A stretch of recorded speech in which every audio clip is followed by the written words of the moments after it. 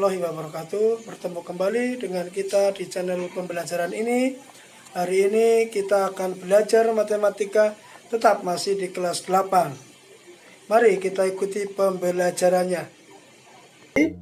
Pertemuan kita mulai langsung saja dengan soal yang pertama. Nah, ini soal yang pertama adalah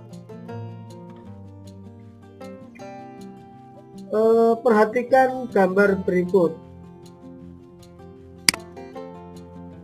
Koordinat titik A adalah, yang dimaksud dengan koordinat titik A ini, ini maksudnya ini ya, titik A ini ya, ini titik A, hanya ada satu titik ini, adalah merupakan gabungan dari jarak terhadap sumbu Y, ini sumbu Y-nya, dan jarak terhadap sumbu X, ini sumbu X-nya.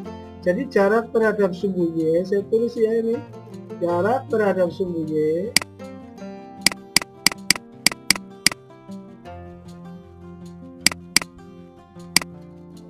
yang pertama, sumbu Y terhadap sumbu Y itu sebenarnya absisnya ya, absisnya ini dari ini sumbu Y-nya kemari, nah kemari ke arah kiri, 1, 2. Jarak terhadap sumbu Y adalah min 2. Kemudian yang kedua adalah jarak terhadap sumbu X, yaitu berapa? Sini, dari sini ini sumbu X ya, sini kemarin berapa di sini? 1, 2, 3. Sehingga koordinat titik A adalah gabungan atau dari keduanya, gabungan atau jarak terhadap sumbu Y atau yang disebut absis yang ini min 2, dan jarak terhadap sumbu X ini yang disebut sebagai ordinat. Keduanya digabungkan menjadi sebuah koordinat. Jadi inilah koordinat dari titik A. Oke, jawabannya adalah ini. Bisa ya, gampang ya. Mari kita lanjut dengan soal berikutnya. Soal nomor 2. Diberikan sebuah gambar, ini gambar koordinat kartesius. Ada 4 soal, nomor 2 sampai nomor 5. Jadi gambar ini untuk 4 soal. Mari kita mulai dari yang nomor 2. Yang nomor 2 soalnya berbunyi bahwa titik, ya saya pen hidupkan dulu, titik yang terletak pada kuadran 3. Di sini ada kuadran 3. Kita ingat pelajaran kemarin, di sini adalah kuadran 1. Yang di sini kuadran 2. Yang di sini kuadran 3. Dan yang di sini adalah di kuadran 4. Jadi ada 4 kuadran. Nah, pertanyaannya adalah pada kuadran 3, berarti di sini nah, di sekitar sini nih, titik mana yang terletak pada kuadran 3? Ada 2 titik, yaitu titik ini, titik G, dan kemudian titik R. Jadi jawaban soal yang nomor 2 adalah ini, G dan R terletak pada kuadran ketiga. Nah, sekarang yang nomor 3, titik-titik yang berjarak sama terhadap sumbu Y. Titik-titik yang berjarak sama terhadap sumbu Y. Mana sumbu Y? Nah, sumbu Y itu ini. Sumbu Y itu ini. Jadi titik-titik mana yang berjarak sama? Hanya jaraknya. Bukan, kita tidak bertanya absis, tidak bertanya ordinat, hanya jaraknya. Mana yang berjarak sama? Oke, biar kita mudah, kita lihat optionnya aja di sini ya. Yang pertama ini ada Q dan N. Mana Q-nya? Ini Q. Terhadap sumbu Y adalah jaraknya min 7. Ini min 7. Lalu N mana N ini? Jaraknya terhadap sumbu Y ini adalah 6. Sama nggak? Sini 7, sini 6. Tidak sama ya. Jadi yang A bukan. Sekarang yang B, O dan P. O nya mana O? Nah ini O. Jarak terhadap sumbu Y adalah ini 2. Lalu P-nya mana? P ini jarak terhadap sumbu Y adalah min 2. Hanya beda arah tapi jaraknya sama. Jadi ada ini jawabannya ya. Jadi jawabannya adalah O dan T. Coba tapi sebelumnya kita periksa T dan Q ya. T berjarak 2, Q-nya berjarak tidak sama ya.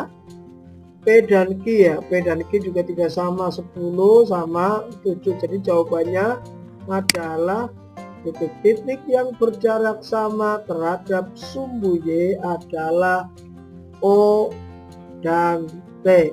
Kemudian kita masuk ke nomor 4. Titik-titik yang berjarak sama terhadap sumbu X. Ini sumbu X. Jadi patokannya adalah sumbu X ini. Titik-titik yang berjarak sama terhadap sumbu X ini.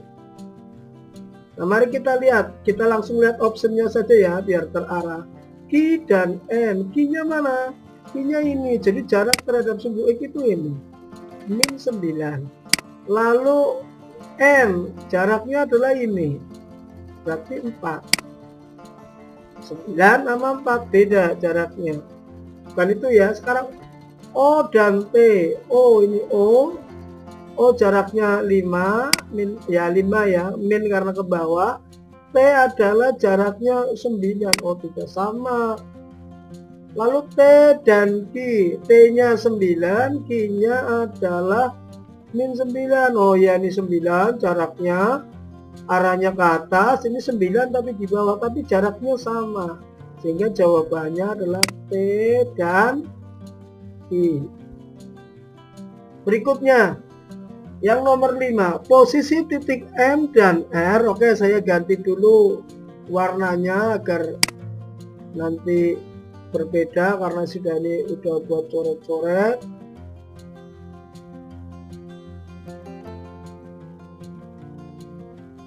Warnanya kita pilih warna merah misalnya. Oke. Posisi titik M dari R. M-nya mana? M-nya ini. Ini M-nya dari R. R-nya ini. Oke, saya tandain lagi biar berbeda. Berapa atau bagaimana posisi titik M dari R? Kita berpikir dari kata darinya ya, jadi awal kitanya ada di R. Nah, memandang M dilihat dari R, berarti kan kita harus mendatarnya ini dulu, lalu dilanjutkan ke atas. Coba berapa dulu yang pertama ini yang mendatar? 1, 2, 3, 4, 5, 6, 7, 8, 9, 10, 11, 12. Ada 12. Jadi ada 2 pilihan. Kalau enggak ini, ya ini. Ini kan 12 tuh. Ya. Lalu ke atasnya. Ke atasnya kita hitung 1, 2, 3, 4, 5, 6, 7, 8, 9, 10, 11.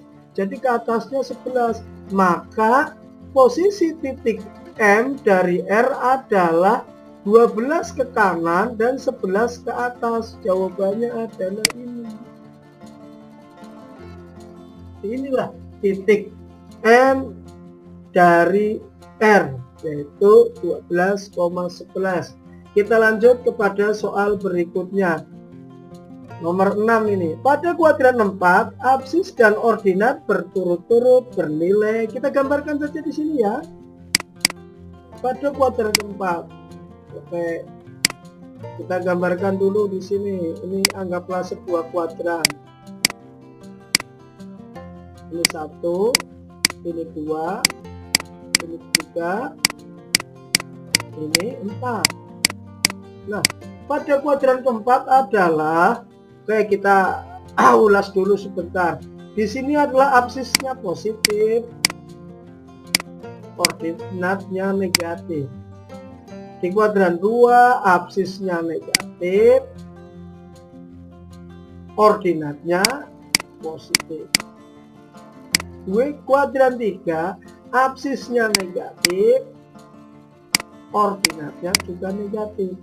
di kuadran 4 di sini nih, absisnya positif, ordinatnya negatif. Jadi pasangannya adalah positif dan negatif. Jawabannya adalah yang A, positif dan negatif. Lalu yang nomor 7, pada koordinat titik P adalah min 20,107. Yang ini adalah absisnya. Yang ini adalah ordinat. Nah sekarang kemari lagi, mana absisnya itu negatif, ordinatnya positif, 107 positif, min 20 itu negatif. Jadi mana yang negatif positif? Di sini ya nak. Jadi kira-kira, jangan kira-kira ya, koordinat titik P min 20,107 adalah terletak di kuadran 3. Ini jawabannya. Ini menyangkut dengan teori yang sudah Bapak berikan di 2 pertemuan sebelumnya. Kita hari ini hanya membahas PR, membahas soal-soal untuk persiapan ulangan. Kita lanjut ke soal berikutnya. Soal nomor 8. Pada gambar di atas, garis-garis yang sejajar dengan sumbu X, coba perhatikan, garis-garis yang sejajar dengan sumbu X adalah mana? Garis yang sejajar sumbu X, cari dulu sumbu X-nya. Ya, sumbu X-nya adalah ini ya nak, ini sumbu X-nya. Nah, pengertian garis sejajar adalah garis yang tidak berpotongan, di satu bidang tidak berpotongan, semua berjarak sama. Jadi, mana yang berjarak sama terhadap sumbu X, ini sumbu X-nya, maka garis ini nggak tahu nama garis apa ini, tapi garis ini kemudian melalui min 5,2 dan 3,2 melalui titik C dan titik A. Jadi jawabannya yang melewati min 5,2 dan 3,-2. Jadi jawabannya adalah ini yang B. Yang berikutnya, dari gambar di samping ini, mestinya bukan di atas ya, garis yang sejajar dengan sumbu Y. Sumbu Y-nya mana? Nah, ini sumbu Y-nya. Maka garis yang sejajar sumbu Y adalah ini, yaitu garis yang melewati titik A ini dan titik B. Titik A-nya adalah 32 dan B-nya adalah 3-6. Mana? 32, 3-6. Jadi ini jawabannya. Berikutnya nomor 10, jarak antara titik A dan B. Oh ini titik A dan B, kamu dari sini kemari tinggal dihitung saja, 1, 2, 3, 4, 5, 6, 7, 8, 8 satuan. Tinggal kamu tandain, kamu silang boleh, kamu lingkari boleh. Jadi bab ini soalnya mudah-mudah tapi butuh pemahaman. Nah yang penting pemahaman konsep kalian itu benar, supaya hal mudah ini juga tidak keliru ya. Mari kita lanjut ke soal berikutnya, soal nomor 11. Dengan gambar yang sama, jarak titik A dan C adalah mana A dan C? Nah ini titik A dan C. Ini titik A berkoordinat 3, 2. C berkoordinat min 5, 2. Jadi jaraknya adalah dari sini 1, 2, 3, 4, 5, 6, 7, 8. Jadi ini berjarak 8 satuan. Tinggal dihitung saja. Lalu untuk yang nomor 12, luas segitiga ABC adalah titik-titik satuan. Oh tadi ini 8. Oh tadi di soal yang pertama dari sini kemari itu juga 8. Sehingga luas segitiga ABC sama dengan setengah dikali, anggaplah alasnya ini, alasnya berapa ini? 8 dikali tingginya ini 8 juga. 8 kali 8 64 dibagi 2 jadi 32. Jadi luas segitiga ABC adalah 32 satuan luas. Jawabannya adalah C. Ini ya. Kita lanjut ke soal berikutnya. Nomor 13, diketahui titik-titik A 1,1 di mana, B sekian, C min 2,6. Jika ketiga titik dihubungkan akan membentuk titik-titik. Kita lihat 1,1 ada di mana ya? Mari kita lihat 1,1 ada di mana. Oke, pakai merah dulu nggak apa-apa. Ini. Lalu yang kemudian 1,6 di sini. Oh, di sini. Nih. Lalu yang ketiga adalah min 2,6, min 2 di sini, min 2,6. Oh, di sini. Maka akan membentuk apa? Mari kita hubungkan. Kita hubungkan.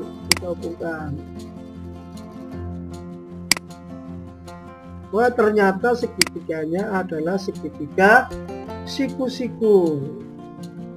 Segitiga sama sisingga, sama kakingga, siku-siku. Jadi jawabannya adalah ini. Lalu yang nomor 14, saya akan ganti warna dulu biar nanti tidak bertabrakan. Saya ganti warnanya menjadi biru aja ya, biru. Diketahui koordinat titik P, Q, dan R. Titik P 4, min 4. Di mana 4, min 4? Di sini ya saya. Di sini anak-anak 4, min 4. Lalu titik Q 8,1. 8,1 itu di sini. Ini 8,1. 8 aksisnya, 1 ordinatnya. Jika ketiga titik dihubungkan akan membentuk segitiga siku-siku. Jadi ini akan membentuk segitiga siku-siku. Di sini adalah titik P, di sini adalah titik I.